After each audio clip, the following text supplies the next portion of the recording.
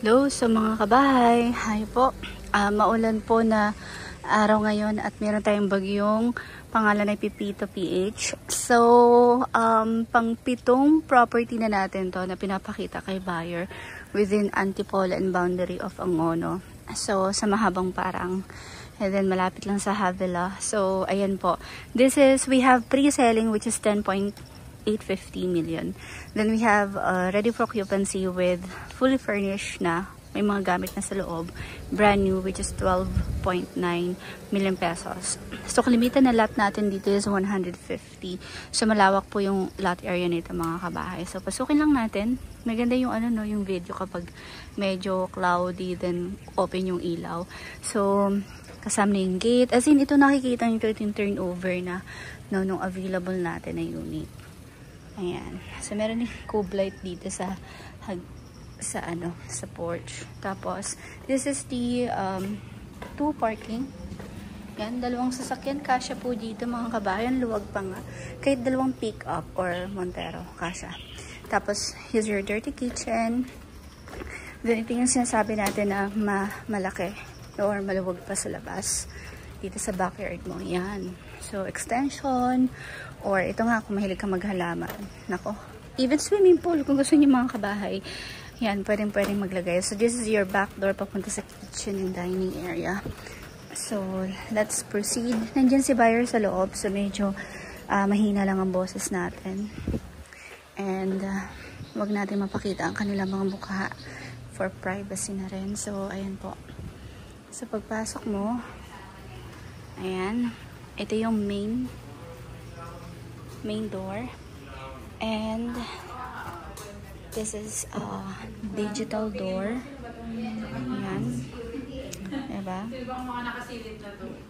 Ayan. So, this is your living area. Kasama na yung sofa and everything. Kung nakikita niyo dito, kasama na yan sa package. Ayan. Ang ganda ng design na to. Nakikita ko yan sa SM. Nakita ko yan. Ayan.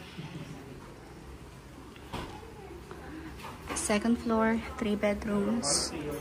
And then, this is common toilet and bath.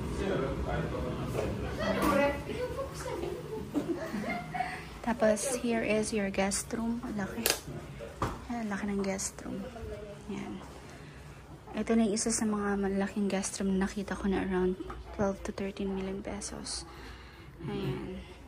So, parang all in all, 4 bedrooms ang meron dito sa property, no? Ayan. Ayan. Tapos, here is the kitchen. Ayan. You have your nook, bar. Tapos, may stove na rin pala.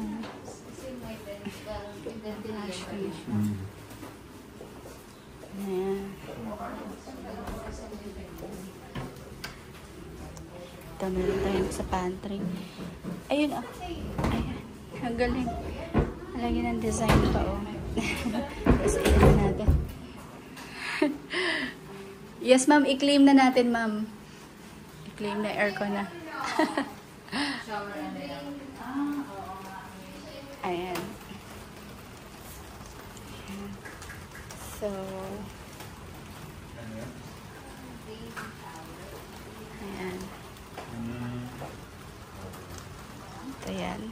Kasama na rin ito. Baka pati itong utensil kasama na rin.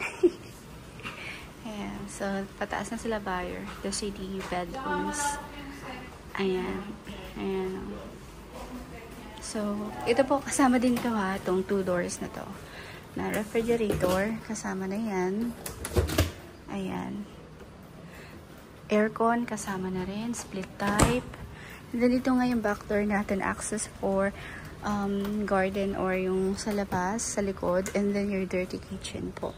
So, ayan mga kabahay. Nako, ang ganda ng property na to. Kung may pera lang ako. Ito na yung gusto ko. Hindi ganun kalaki. Hindi masyadong malaki. Tamang-tama lang yung, hindi rin ganun kaliit. As in, sakto. Sakto lang sa, isang pamilya. No? Ayan. So, dito tayo sa second floor. Okay. Then, proceed here. Dito muna tayo. Ayan. This is the toilet and bath for common. Yeah, this is the first room. Ayan, sakto. Nandito rin kasama pati yung kama, no? Pati, this is the ayan, drawers. Kasama na rin yung drawers. Sana naririnig niyo po ako. Ayan. This is the second bedroom. Ayan.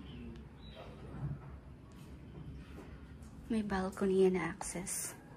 Kasama na rin pala ito. Ayan. Diba?